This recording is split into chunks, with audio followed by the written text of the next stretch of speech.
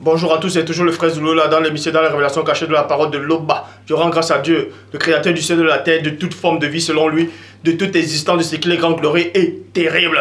Et comme je dis constamment dans mes vidéos, je remercie ce Dieu parce qu'il est fidèle, il est tout puissant et il vit inexplicablement hors de toute réalité. Donc je m'adresse à tous ceux qui sont devant les light-up, devant les écrans d'ordinateur, ainsi de suite. Ne baissez jamais les bras, prenez courage, tenez bon. Combattez le bon combat de la foi. Vous êtes à la bonne maison. N'ayez pas peur, ne craignez pas ceux qui ne sont pas assis dans les Écritures. Donc aujourd'hui, nous allons parler d'une autre sorte de sujet d'enseignement, à peu près de la même continuité sur la dernière vidéo qui a déstabilisé plein de gens, qui a enlevé beaucoup d'écailles. Donc aujourd'hui, on va parler du fils du diable enfin dévoilé. Vous savez qu'il est dit dans Proverbe 19:2 que le manque de sens n'est bon pour personne. Et dans Proverbe 25:2, la gloire de Dieu est de cacher des choses et la gloire des rois est de sonder des choses. Et encore dans Deutéronome 29:29 que les choses cachées sont au Père et les choses révélées sont à vous, sont aux créatures, sont aux humains. Mais ce Dieu est terrible et redoutable, dit pas son esprit. Le monde dit mal là-bas. Dans Jérémie 33:3, demande-moi et je te relèverai des choses cachées, des choses que tu ne sais pas. Ce que vous ne savez pas, c'est quoi? C'est qu'il y a un homme qui est arrivé, soi-disant, il y a l'histoire d'un homme que, soi-disant, les archéologues, les biblistes ont écrit il y a de cela, il y a 2000 ans. On dit qu'il s'appelait JC, qu'il est venu, qu'il est le sauveur. Et donc, nous allons donc voir si ce personnage, soi-disant, qui est arrivé il y a 2000 ans, est réellement le fils du Père. On va vérifier dans les Écritures par rapport aux prophéties, par rapport à l'esprit du Père lui-même. Pour ça, je vous exalte dans Matthieu chapitre 24 au verset 24 qui dit ceci dans la Bible du semeur.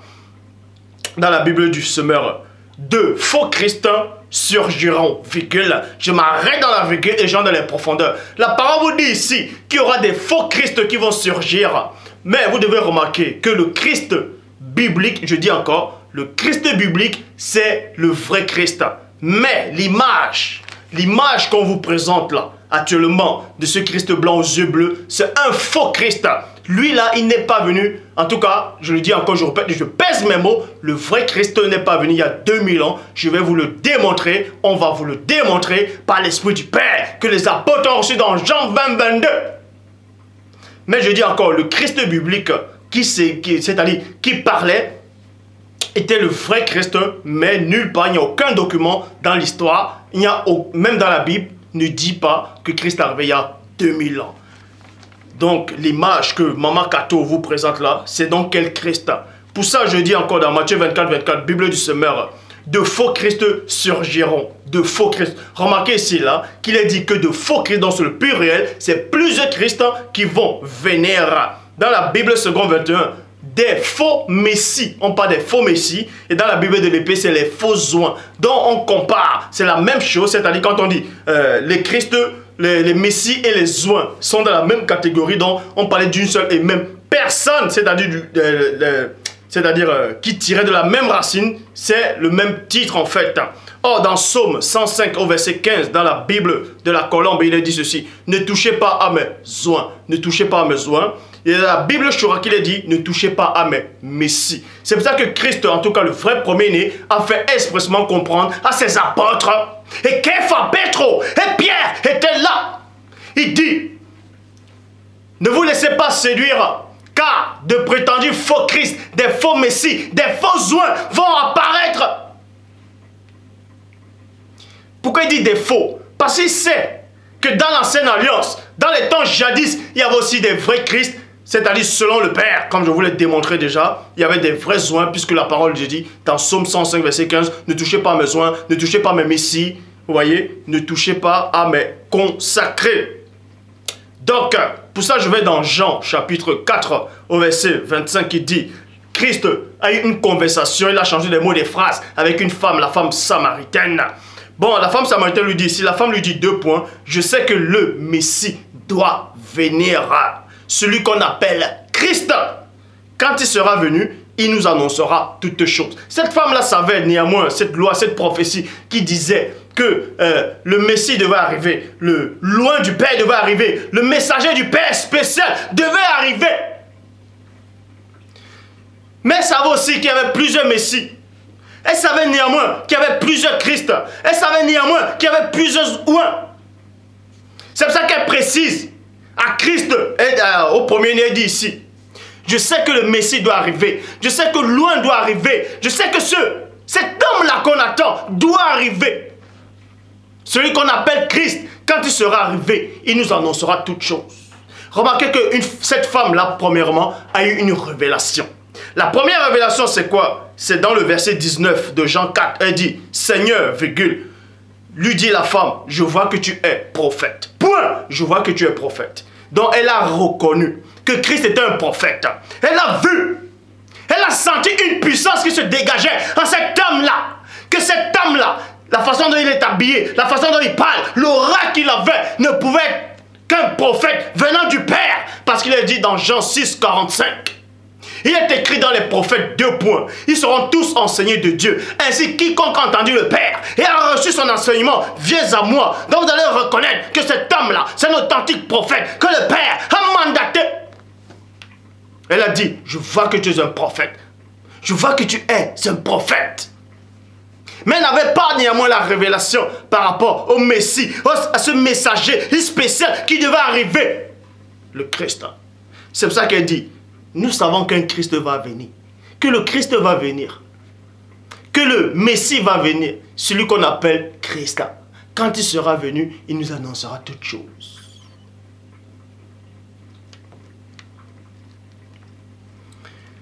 Elle savait cette loi-là.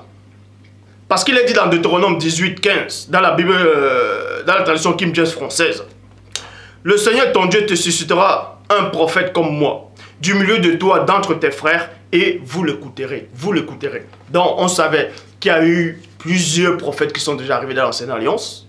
Or, Moïse, la personne de Moïse, il prophétise en ensemble. Il dit qu'il y aura un prophète qui va surgir dans les temps futurs. Ce prophète-là sera comme moi. Une puissance incroyable, extraordinaire. Vous allez écouter ce prophète-là. Celui qui n'écoutera pas les paroles de ce prophète sera retranché du peuple du Père. Parce qu'il est dit dans Deutéronome 18, 18, je mettrai mes paroles dans la bouche de ce prophète. Et il vous annoncera ce que j'ai prescrit. Celui qui n'écoute pas ce prophète, donc c'est dit, celui qui n'écoute pas la parole du Père ne peut pas plaire à Dieu, ne peut pas venir au Père. Et ce prophète-là, plein de gens en Israël, dans la Samarie, dans la Judée antique, attendaient la venue de ce prophète, attendaient la venue de ce Messie, de ce messager du Père, hors du commun. C'est pour ça qu'il est dit, dans Jean chapitre 1, verset 45, Philippe rencontra Nathanaël et lui dit 2 points. Nous avons trouvé celui de qui Moïse a écrit dans la loi et dont les prophètes ont parlé avec elle. Et dont les prophètes ont parlé. Donc il n'y a pas que Moïse qui a prophétisé sur cet homme-là spécial, sur le messager du Père, sur le Christ, sur le premier-né. Mais il y a aussi des prophètes qui ont prophétisé. À la fin, il dit, J.C. de Nazareth, fils de Youchef. Et je dis encore que ce nom-là est faux. On va vous le démontrer. Encore. Parce que quand il dit, quand Nathanaël lui dit, Philippe rencontra Nathanaël et lui dit, nous avons trouvé, nous c'est qui? Bref. Pour ça, on va aller dans Ésaïe pour vous démontrer l'usurpation. L'usurpation. Avant de poursuivre, je vais vous dire quelque chose. Quand Christ, en tout cas le vrai Christ, a fait la parabole de l'ivraie. La parabole de l'ivraie. L'ivraie, c'est quoi? Un homme, il a un champ, il vient s'aimer la semence, tout ça là. Et quand les gens dorment, la nuit, l'ennemi vient, c'est-à-dire Satan, il vient, il sème l'ivraie. L'ivraie. Donc, on va dire la mauvaise herbe, tout ça là. Il vient s'aimer l'ivraie. Vous allez considérer que la Bible est comme un champ. La Bible est comme le champ. Vous voyez? Et il y a la semence dedans, du Père. Il y a aussi l'ivraie de l'ennemi. C'est pour ça que Paul de Tarse dit, ne méprisez pas les prophéties, examinez toutes choses et retenez ce qui est bon. Donc on doit retenir la semence du Père qui est là-dedans. Et maintenant le moissonneur doit venir dans ce temps de la fin pour venir moissonner l'ivraie. Et je suis là pour ça. Donc, Ésaïe 52, verset 14, il est dit ceci, dans la Bible du rabbinat français Zadok-Khan. Autant la multitude était stupéfait à son sujet. Ésaïe avait prophétisé. Il a vu dans une vision, la vision de son esprit. Il était transporté au-delà du temps et de l'espace. Il a vécu la scène, il a vu la scène, il a vu le premier-né qui s'est dépouillé, qui est venu dans votre monde. Et il a dit, autant la multitude fut stupéfait à son sujet, car il était défiguré. Ésaïe a vu la naissance du premier-né, c'est-à-dire sur la terre, dans Ésaïe 9,5. Un enfant nous est né, un fils nous est donné. Parce que quand un véritable prophète du Père est en train de prophétiser, il est en train de voir la scène spirituellement. Il vit la scène, il vit la sensation. C'est ça qu'il dit ici. Là, c'était pendant sa souffrance. Quand on l'a flagellé, il dit, autant la multitude fut stupéfaite à son sujet, car il était défiguré, au point de n'avoir plus rien d'humain. Son apparence n'était plus celle des fils d'Adam. Traduction, Abbé Filion dit, de même que beaucoup ont été stupéfaits à ton sujet, virgule, ainsi son aspect, ainsi l'aspect c'est quoi? C'est l'apparence, sera sans gloire parmi les âmes et sa forme méprisable parmi les fils des hommes. Dans ces deux versions, dans la Bible rabbinale française Zadok-Khan et dans la Bible Abbé Filion, parce que Dieu dit dans Job 33, 14 qu'il parle cependant tantôt d'une manière, tantôt d'une autre, et l'on y prend point garde. Donc, dans plusieurs versions, il y a toujours un indice. Dans plusieurs versions, on vous donne une vérité qui ne se trouve pas dans d'autres. Ce qui veut dire que, premièrement, Christ pendant, c'est-à-dire quand on l'a flagellé, quand on l'a fouetté, on l'a maltraité, Ésaïe a vu la scène, mais spirituellement. Et il a vu comment le Christ était défiguré. Il est dit ici que son visage était défiguré. Comment se fait-il alors que Maman Kato vous parle soi-disant d'un suaire, ils appellent ça le Saint-Suaire, que Christ sur le chemin, c'est-à-dire quand il allait être mis sur le poteau, sur le bois, il y a une femme qui est venue, qui a pris un morceau de drap, elle a posé sur le visage du Christ du premier-né, et la marque si elle est restée, et ce visage est apparu.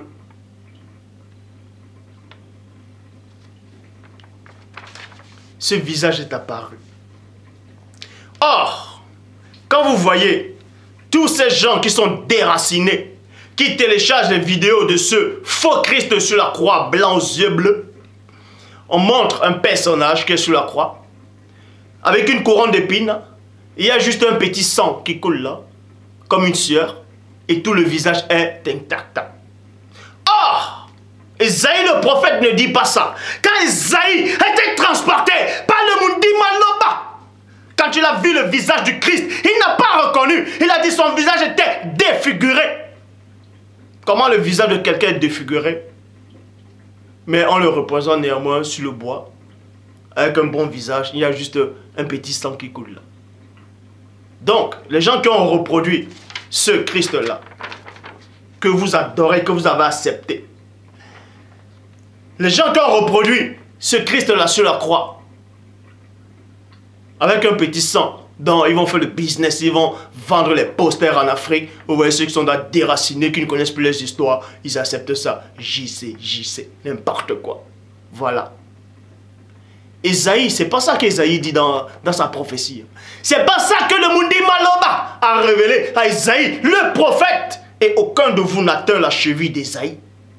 Aucun. Et Ésaïe l'a vu. Puisque le seul livre, le livre que Christ a pris pour lire, c'était quel livre? C'était le livre d'Ésaïe. Puisqu'il avait confiance à ce livre-là, en tout cas à ce passage-là. Christ a lu ce passage. Donc, il s'est néanmoins appuyé sur une prophétie d'Ésaïe. Il a donné crédit à Ésaïe par rapport à cette prophétie-là. Donc, la prophétie d'Ésaïe dit,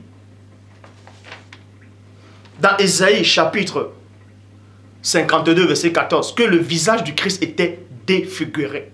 Si ton visage est défiguré, et on prend le drap, on met sur ton visage, le truc qui apparaît sur le drap, si c'est un drap blanc, soit disant ce qu'ils disent au Vatican, si c'est un drap blanc, on va juste voir le sang. On ne va pas voir la forme du visage. Le visage est défiguré. Il est méconnaissable. Or, le Christ, soi-disant, votre JC, qui est sur votre croix là, est reconnaissable.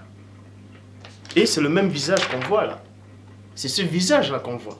Isaïe n'a jamais dit ça. Isaïe a toujours dit que son visage était défiguré. Deuxième point. Je continue l'enseignement. Enseignement. Ésaïe chapitre 50 au verset 6 dit: j'ai livré mon dos. Donc il s'est mis dans la peau, il s'est mis dans le personnage du premier-né. Parce que celui qui prophétise est transporté. Et il ressent ce que cette personne-là ressent. Ésaïe 50 verset 6. J'ai livré mon dos à ceux qui me frappaient. C'est le Christ qui parle dans cette prophétie d'Ésaïe. J'ai livré mon dos à ceux qui me frappaient. Et mes joues, ça c'est les joues, à ceux qui m'arrachent, à ceux qui m'arrachaient la barbe. Je n'ai pas dérobé mon visage aux ignominies et aux crachats. Point. Christ vous dit ici qu'on l'a arraché la barbe. Ça veut dire, il n'est pas dit qu'on l'a coupé, mais qu'on l'a arraché. Arraché c'est quoi? Ça quitte, ça se déchire avec des lambeaux de chair. C'est ça qu'Ésaïe dit que son visage était défiguré.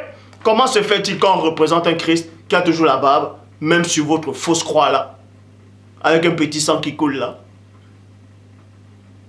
On le représente avec la barbe n'est pas arrachée. Et vous dites que c'est lui qui est venu il y a 2000 ans. C'est lui qui est arrivé, en tout cas, le personnage qui est arrivé il y a 2000 ans là, vous dites que c'est lui là. Ésaïe n'a jamais parlé de cet homme là. Ésaïe a dit que celui qui va souffrir là, lui sa barbe, on l'a arraché la barbe. C'est-à-dire que son visage était défiguré. Or, le visage de cet homme-là n'est pas défiguré, même quand il est sur votre croix. Il n'est pas défiguré. Donc, il y a un mensonge. Isaïe n'a jamais prophétisé ça. Isaïe n'a jamais dit ça.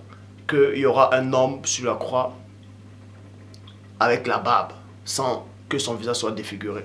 Isaïe a prophétisé, il a dit: j'ai livré mon dos à ceux qui me frappaient et mes joues à ceux qui m'arrachaient la barbe. On l'a arraché la barbe, ça se déchirait avec les lambeaux de chair, on l'a flagellé. C'est pour ça que son visage était défiguré, tout son corps était meurtri. C'est pour ça qu'Isaïe dit encore, on ne pouvait même plus le reconnaître.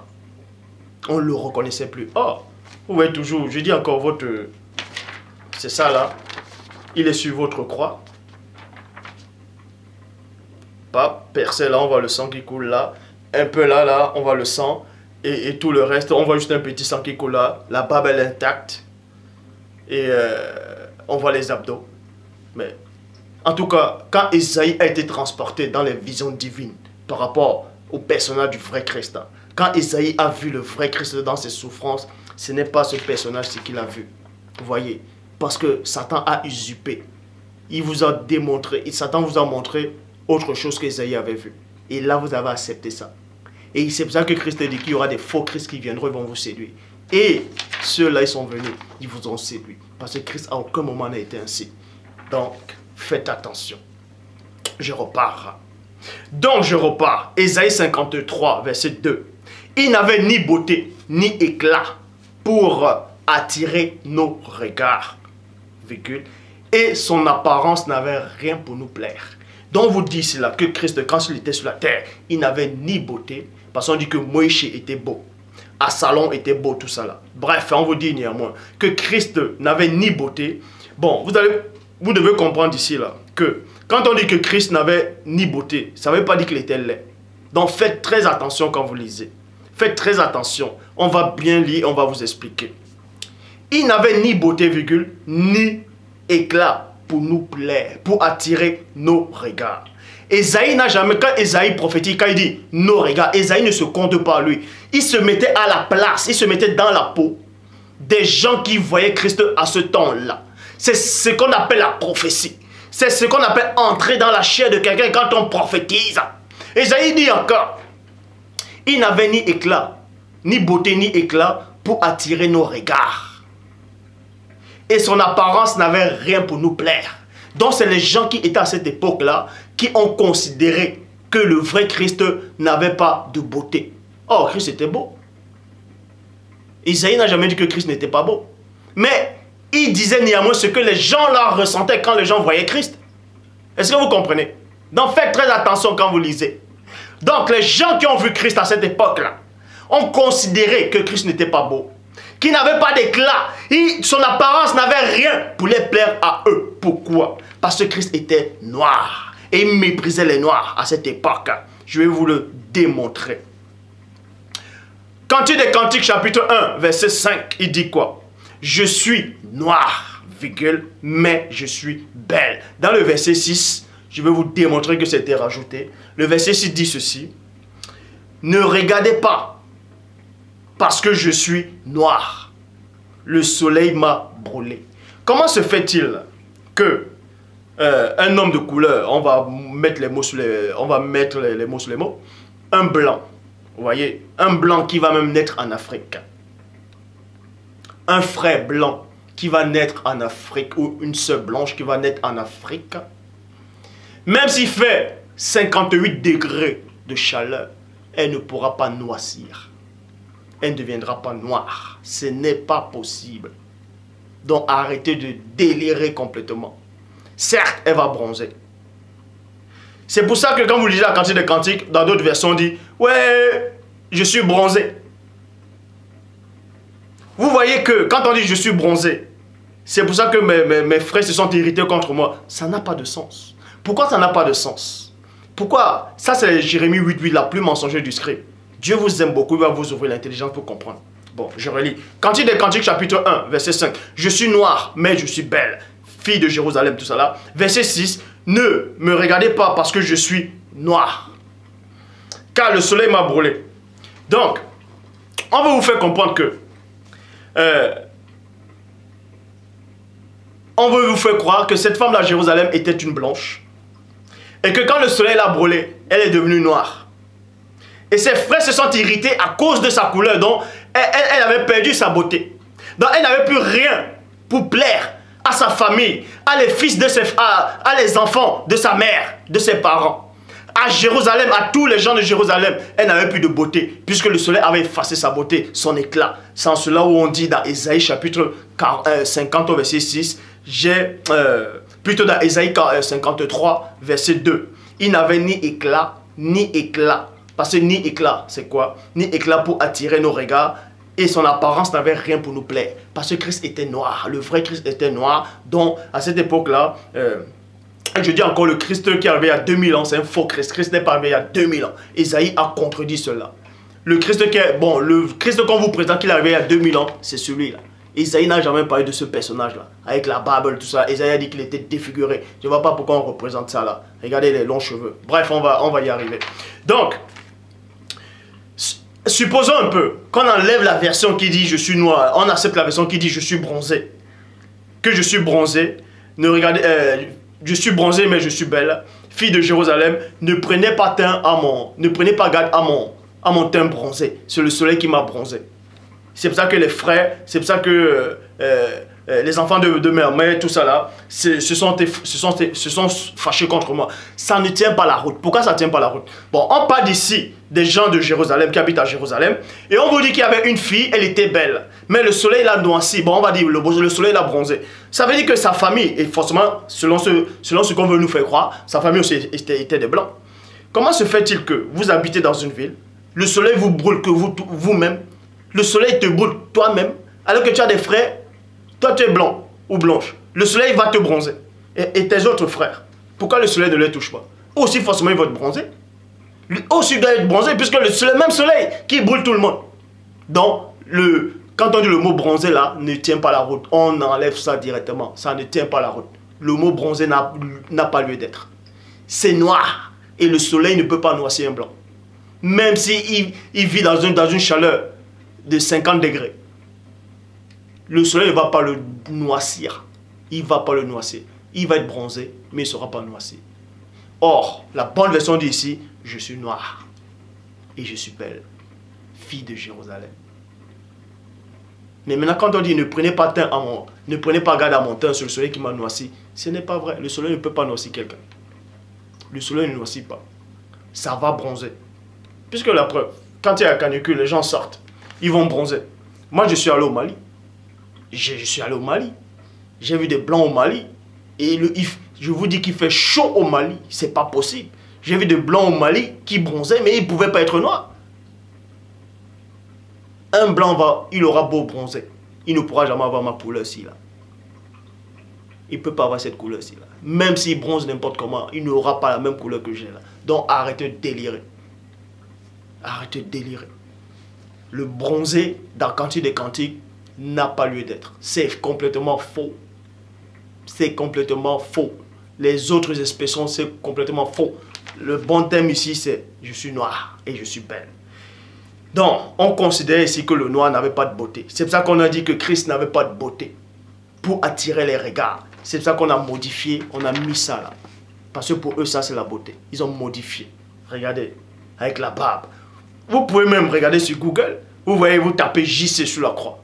Votre JC sur la croix. Vous allez bien voir. Il a toujours la barbe. Aucune barbe n'est arrachée. Oh, Isaïe n'a jamais dit ça. Isaïe dit on l'a arraché la barbe. Et son visage était défiguré. Nulle part sur votre croix là, vous allez voir ce faux Christ qu'on représente avec le visage défiguré. Donc cette femme là, c'est écrit où dans la Bible qu'il y avait une femme qui a pris le ciel et l'a posé sur le visage. Ça c'est Satan qui est venu vous duper. Et vous avez accepté ce Christ-ci là. Je dis encore, je ne suis pas en train de régner le Christ. Je ne renie pas le Christ. Je ne renie pas le Christ. Je renie celui-ci là. Dont on vous dit qu'il est arrivé il y a 2000 ans. Lui je le renie complètement. Je ne renie pas le vrai Christ. Le vrai Christ a existé, il existe. Le vrai Christ, on parle de lui dans la Bible. Mais, on a juste fait croire qu'il est venu il y a 2000 ans, qu'il était comme ça. On a changé son lieu de naissance.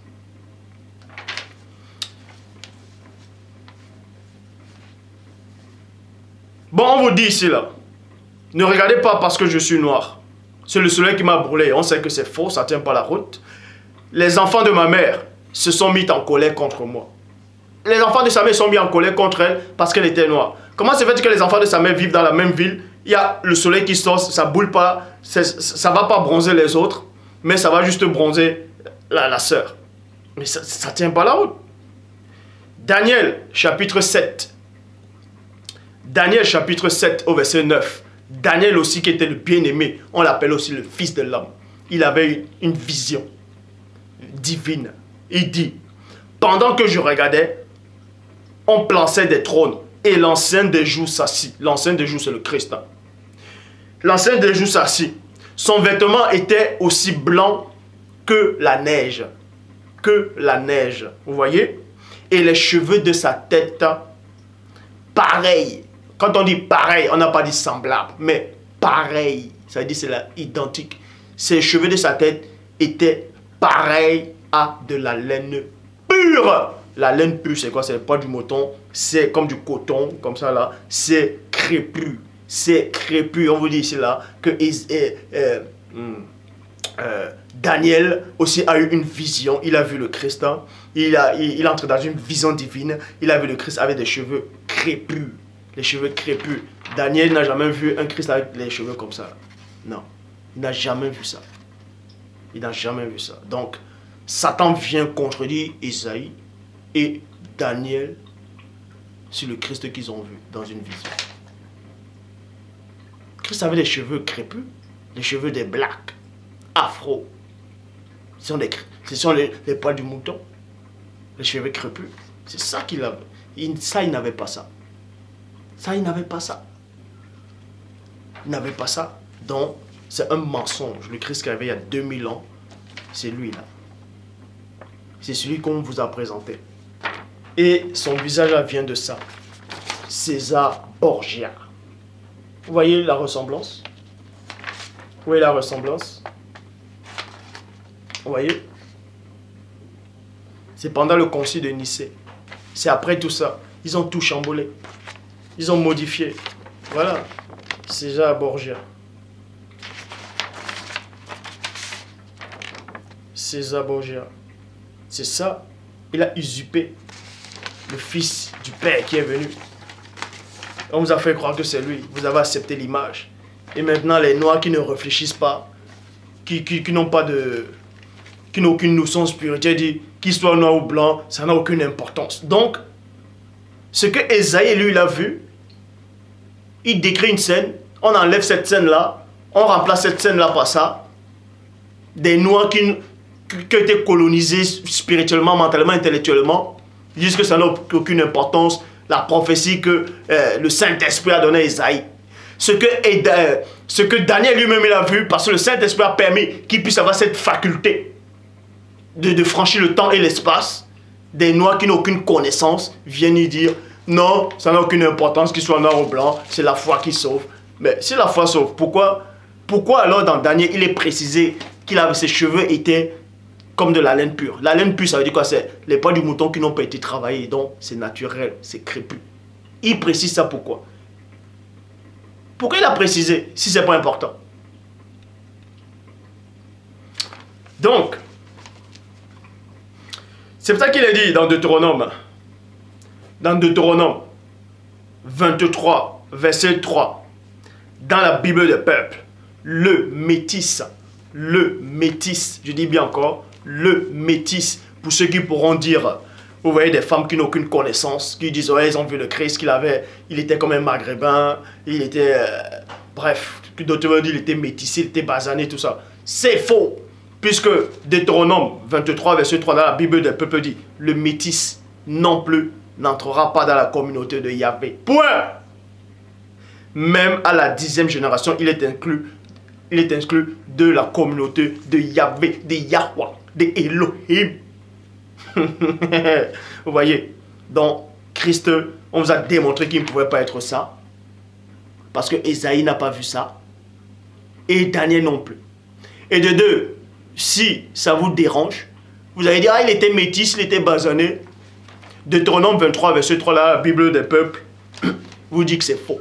Puisqu'on vous dit ici que le métis ne devait pas entrer dans la communauté du Père. Le métis ne devait pas entrer dans la communauté jusqu'à sa 10e génération. Bible pastorale de Marais de Source, le métis n'entrera pas non plus dans l'ensemble du Seigneur, même jusqu'à la 10e génération. Tradition Jenson Darby dit quoi? On remplace le métis là, on met une autre phrase, on dit maintenant là, l'enfant illégitime n'entrera pas dans la congrégation de l'Éternel. L'enfant illégitime. Maintenant, des autres versions qui disent que celui qui est né d'une prostituée, c'est faux. C'est faux. Ce n'est pas le même contexte, c'est faux. La bonne version, c'est le métis, enfant illégitime, et ceux qui sont nés d'un mauvais commerce. Pourquoi? Parce que quand vous lisez dans Jean, chapitre 8, au verset 41, la personne du premier, en tout cas le vrai Christ, a eu une conversation, il a changé les mots, les langages, avec des gens qui n'avaient pas la même couleur que lui. C'est pour ça que Christ les a fait comprendre que vous êtes ces métis-là, dans Deutéronome 23, verset 3, fait allusion dans la Bible des peuples et dans la Bible Marais Source.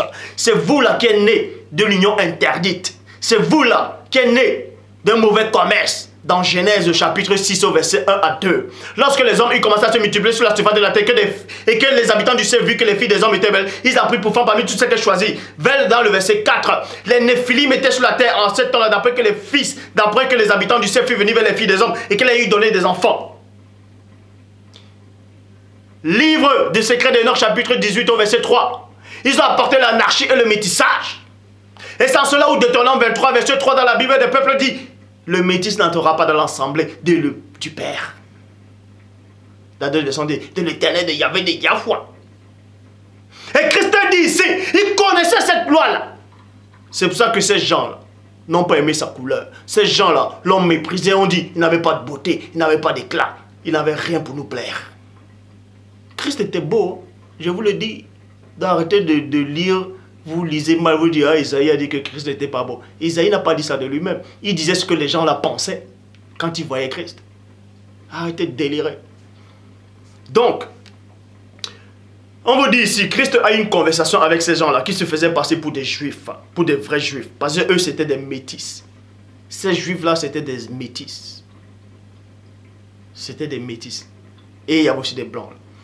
C'est pour ça qu'on dit dans Esaïe, dans Jean chapitre 8, verset 41, vous faites les œuvres de votre Père. Point. Vous faites les œuvres de votre Père. Et les Juifs ont compris ça.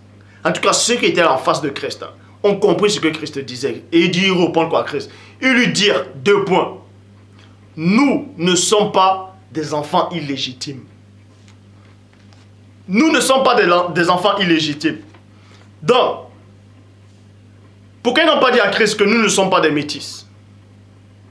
Puisqu'ils étaient déjà métis. Mais ils ont plutôt prononcé notre phrase, nous ne sommes pas des enfants illégitimes. Et les enfants illégitimes ne devaient pas entrer dans l'ensemble de Dieu. Parce qu'ils sont nés d'un mauvais commerce. Selon la Bible. Je dis bien. Et Christ les a fait comprendre ça. Que vous n'êtes pas de Dieu. Vous êtes venus du diable. Vous êtes venus du diable. Vous êtes de la descendance du diable. Vous êtes nés d'un mauvais commerce. Et ils ont dit, nous ne sommes pas des enfants illégitimes. Nous avons un seul Père, Dieu. Christ dit, mais si Dieu était votre Père, vous m'aimeriez. Donc, faites très attention. C'est pour ça qu'il est dit dans Malachie chapitre 2 au verset 11. Judas s'est montré infidèle. Judas s'est montré infidèle. Et une abomination. Quand on dit abomination, ça veut dire que c'est grave. Une abomination a été commise en Israël et à Jérusalem. Car Judas a profané ce qui était consacré à l'Éternel. Ce que l'Éternel, ce qu'aimait l'Éternel. Il s'est uni. Il s'est uni à la fille. Dans d'autres versions, on dit aux filles, donc pluriel. Mais ici, il est dit, il s'est uni à la fille d'un Dieu étranger. Et un Dieu, c'est quoi?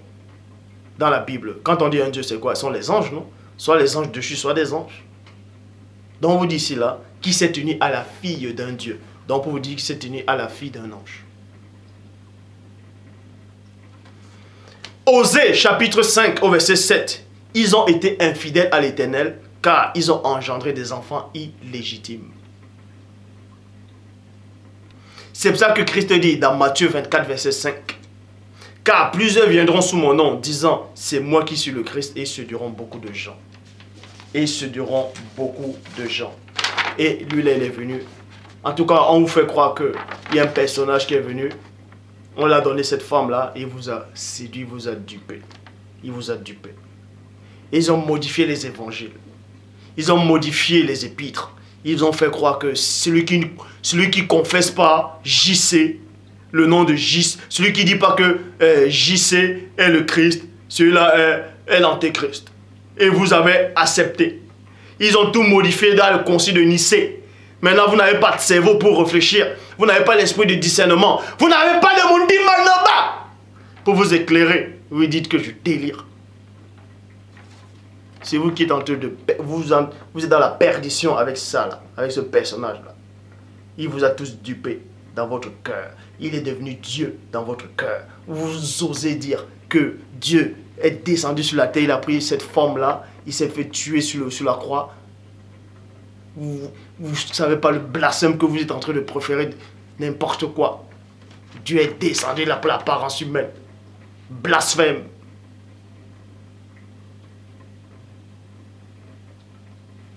JC était Dieu, JC était Dieu. Donnez-moi un seul verset où il dit qu'il est Dieu. Christ n'a jamais dit qu'il est Dieu. En tout cas, le vrai Christ. Vous voyez des gens qui n'ont pas de cerveau, ils disent non, Jean 10, 30, moi et le Père, nous sommes un. Ça veut dire que, ah, ça y est, il est Dieu. Le même Christ dit aussi dans Jean 17, 22, je les ai donné la gloire que tu m'as donnée, enfin qu'ils soient un, comme toi et moi, nous sommes un, dans Jean 10, 30. Est-ce que vous comprenez? Le Christ dit, je m'en vais au Père, car le Père est plus grand que moi. Comment se fait-il qu'il va dire que je suis plus grand que lui, qu'il est plus grand que lui-même encore? Toutes choses seront soumises au Père, et le Fils lui-même sera soumis au Fils. Vous voyez, il y a des fausses versions qui disent dans 1 Jean 5, 20, que nous savons aussi que le Fils est venu, et qu'il nous a donné le véritable, et qu'il nous a montré le véritable, et nous sommes dans le véritable en son Fils, JC, et c'est lui, JC, qui est le Dieu, c'est ce que les gens disent, véritable et la vie éternelle. Ça, c'est faux. Puisque si on accepte ces versions-là, ça contredit Jean 17, 3. La vie éternelle consiste à te connaître, toi, le seul vrai Dieu. Point barre. Donc je le dis encore, Christ, votre Christ soi-disant qui est arrivé il y a 2000 ans, C'est ça là. Et Ésaïe a contredit ça. Daniel a contredit ça. Deutéronome 23, verset 3, la Bible des peuples a contredit ça. A contredit ça. Il y a même d'autres versets que je pouvais prendre, que je pourrais encore entrer plus en détail, mais je ne le ferai pas. Mais ne vous inquiétez pas. Ne vous inquiétez pas. Dieu, il est fidèle. Peu importe la couleur que vous avez. Donc, si cette vidéo-ci a dû scandaliser les autres frères et sœurs, on ne va pas dire d'autres communautés, des autres frères, qui n'ont pas sûrement la même couleur que moi, que ce soit métis, blanc ou peu importe, chinois, que cette vidéo-ci ne vous choque pas. Dieu vous aime. Dieu aime tous les humains de la terre, mais il n'aime pas les œuvres et le mensonge que les hommes profèrent. Parce qu'il est dit dans Jean chapitre 1, verset 12, à tous ceux qui ont cru à son nom, en tout cas à ceux qui ont cru en lui, il les a donné le pouvoir de devenir enfants de Dieu. Vous voyez? Donc, j'ai dû faire cette vidéo-ci pour mettre les points sur les i. Afin qu'on sache avec certitude que celui qui est arrivé il y a 2000 ans là, c'est le concile de Nicée qui a préparé cela pour vous duper complètement. Christ n'avait pas cette apparence. Il n'a pas eu cette apparence. Parce que le Christ que les gens acceptent dans les assemblées, le J.C. que vous acceptez là, c'est ça là. C'est cet homme-là. Et Ésaïe a contredit cet homme-là par rapport à la barbe. On a arraché la barbe, on a défiguré le visage. Et à aucun moment, ce personnage a été représenté comme Ésaïe a prophétisé et comme Daniel a prophétisé. Donc, c'est une usurpation d'identité. Et le but de l'usurpation de ce personnage-ci, ils ont réussi déjà. En tout cas, pour ceux qui ne sont pas de Dieu. Puisque cet homme-là, Satan a réussi à envoyer un esprit derrière. Cet homme-là. Cette image-là. Et cet homme-là, ce personnage-là est devenu Dieu dans votre cœur. Puisque vous l'avez associé à Dieu. Exode 20, je suis le Seigneur ton Dieu. Tu n'auras pas d'autre Dieu devant ma face. Mais vous avez mis ce Dieu-là, cet homme-là, ce personnage-là, devant la face du Père. Et vous allez le regretter, je vous le dis. C'est une malédiction éternelle que vous avez mis sur vous. De vouloir associer une créature. De vouloir associer une femme de vie. Hey, au Père qui vit inexplicablement hors de toute réalité. Et Satan vous a dupé. Et il continue encore. Je le dis encore. Je ne dis pas que c'est la couleur du Christ qui vous sauve. Mais il faut connaître la vérité. Et cette vérité va vous affranchir. Parce que si vous refusez la couleur que Christ avait et qu'il était noir, vous allez forcément accepter ça. Et quand vous acceptez ça, vous acceptez tout ce qui vient autour de ce personnage. Vous acceptez toute l'histoire qui s'est bâtie autour de ce personnage. Et en acceptant cela, vous contredisez la prophétie d'Ésaïe. Et vous contredisez la vision de Daniel. Donc, en contradisant Ésaïe et Daniel, vous n'êtes plus animés du même esprit que Daniel avait quand il a eu cette vision, que Ésaïe avait au moment où il a donné la prophétie sur le Christ par rapport à la barbe, par rapport à défigurer le visage, tout ça, par rapport à son apparence. Celui qui n'est pas avec Christ est contre Christ. Vous voyez? Donc, avant que Christ ne descende sur terre, il a bien vu. Je dis aussi, il a aussi permis que l'esprit, Christ aussi a permis que Ésaïe puisse voir, qu'il puisse le voir dans cette vision-là, par rapport quand il était sur la terre. Christ lui a montré une image à Ésaïe, par l'esprit, il a dit, regarde là, dans le temps futur, je vais venir sur terre, décris-moi, décris dans la prophétise, quand on va m'arracher la barbe quand je serai sur la terre, quand mon visage sera défiguré, quand on va me flageller. Voilà, prophétise là. Daniel aussi. Paul, je te donne aussi une vision. Prophétise. Dis que tu m'as vu comme ça avec les cheveux crépus. Et maintenant, des gens qui n'ont aucune connaissance disent, ah, ça n'a aucune importance. Donc, ce que Christ a voulu qu'on montre de lui quand il était sur terre n'a aucune importance. Dans ce cas, maintenant, écoutez donc ce que le frère Christ dit. Celui qui n'est pas avec moi est contre moi. J'en ai terminé, que le Père soit glorifié.